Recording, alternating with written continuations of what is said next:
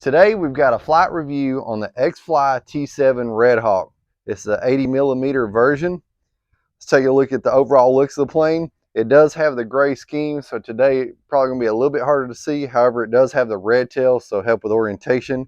It's got lights on the side, and something interesting with this bird is it doesn't have a nose light gear, but it's got one on each main.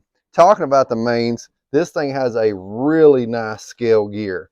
You can see all the linkages and everything going on the bottom there. So really detailed gear.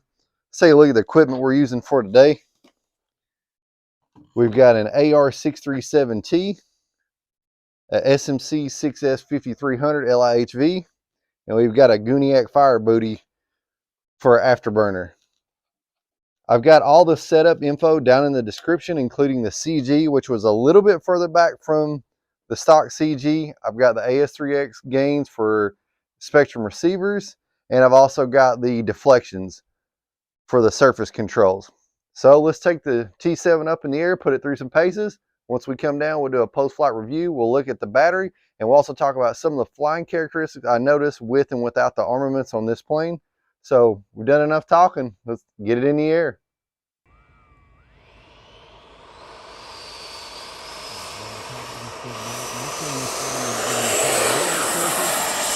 And barely pull back on the stick, so it'll climb out nice and easy.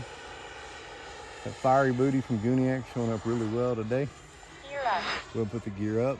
If you don't get this thing up to speed and you really start putting like a lot of elevator into it, something you'll notice is it'll be kind of like some of the other wings with a similar configuration, is that it'll try to leap off the ground. So something for y'all to know is be using the power. We'll go ahead and get our heat check out of the way. And you see it climbs up with no problem. We'll roll it over.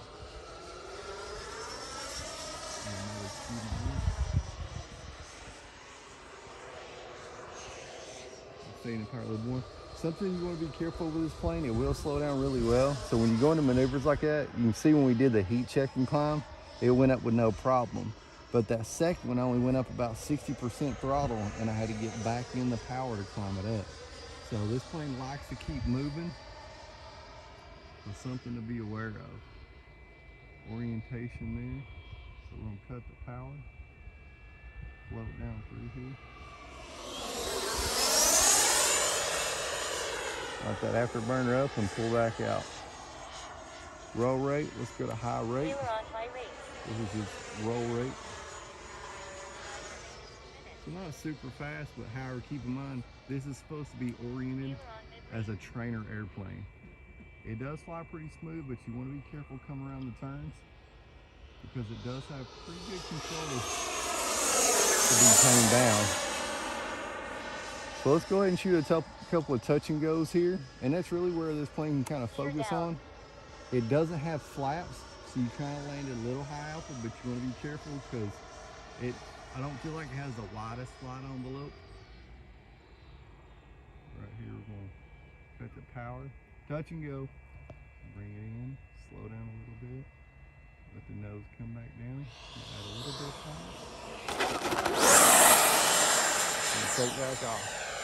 And you can see with this plane, when you start to pull that nose up, it's going to want to sink on you, so be aware of your power and your speed.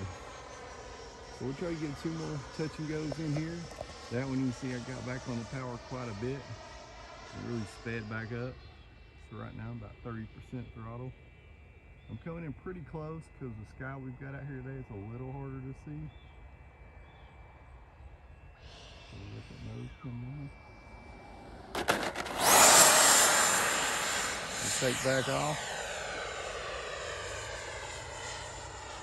And when you're taking off on a shorter runway like this, when you get that touchdown and get it settled in, you want to get back in on that power. If this is a good one, we'll take it. If not, we'll do 1 more touch and go. We hit a minute on the timer. So we'll bring it around, power all the way off. Remember, with no flaps on this thing, it's going to come in with good speed, but you don't want to hold the nose up and bleed it off too much. That's probably going to go off the end, but it's okay. I'd rather go off in the grass a little bit than turn around on the runway because I will say this got one of the most narrow landing gears I've seen on the plane. Rudder high rates. So we'll taxi it on back up. I wouldn't think that this plane's really a grass ops plane. However, that grass is pretty thick down there. So we'll taxi it on back over here. And you'll notice it's kind of tracking to the right a little bit. The linkage on this plane, when you tighten up the linkage, or the steering servo, the screw in there actually goes in between some threads on the screw, so it's really hard to get it centered. So you may want to center it with your rudder and then go in and center the rudders themselves manually. So let's take it back to the bench and leave the post-flight results. Now we've got the Xfly T7 Red Hawk back on the ground. Let's talk about a few things in the flight characteristics. You notice, as I mentioned, when we took off, you want to be easy on the elevator. If not, it's going to shoot off the ground, similar like an F-16 or so would. Also, when you're getting into the maneuvers and stuff, you definitely want to run the power up. You want to keep the speed up on this plane. The thrust is good as far as taking off, but when it comes to climbing out, it feels like it needs a little bit more if you don't have speed built up. You notice as a second Cuban 8, when we came over, I had to get in the power and really force it up. You want to stay through the power through those maneuvers, because if you let it snap at the top, this plane definitely needs some speed to get some lift back under it, and you might be in a bad situation. Also, you'll notice on the landing, we did a couple good touch and goes, got some nice smooth lanes in. The last one, this plane, as I talked about, on an overcast day can get kind of hard to see, and it was hard to really see it on the third one coming in. I mentioned we might do another go around. However, I just wanted to put it back on the ground. The visibility is getting a little tough out here. These lights are fairly bright, but not some of the brightest ones I've seen. So we put it in the grass, did a little tumble down then. However, we got it back on the ground. We had 30 seconds left on our timer. Let's see what we got on the battery. We'll go ahead and unplug the Guniac afterburner.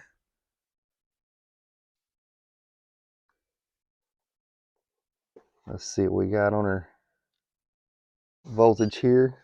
We're on a 3.5 minute timer, so we flew 3 minutes on the throttle, and like I said, riding the power pretty good. We're at 384 across the board, which is 42%. Now, something I do want to show you inside here, there is a hole on the bottom right here at the front of the battery tray. If you do run a lighter battery and move it forward, you want to be careful about plugging up that hole, because that is the vent to cool the battery, and that's the main supply in there. We did a heat check to start off a run. I don't think I called it out. However, I'll put that in the bottom right-hand corner so you'll be able to see the top speed. This plane in the full scale is supposed to be advertised as a trainer plane. I will say it is a good flying 80 millimeter. It's really stable in the sky. We had the AS3X because we had a fair amount of wind today to help smooth it out. However, flying it without a gyro does feel good. I wouldn't say that it's really the first airplane when you're going to a jet as far as a trainer plane. However, it will teach you to come in for some of the more technical planes as far as how you come in and land. This is not a technical plane to set up because you don't have flaps on it. So it's just a normal aileron setup.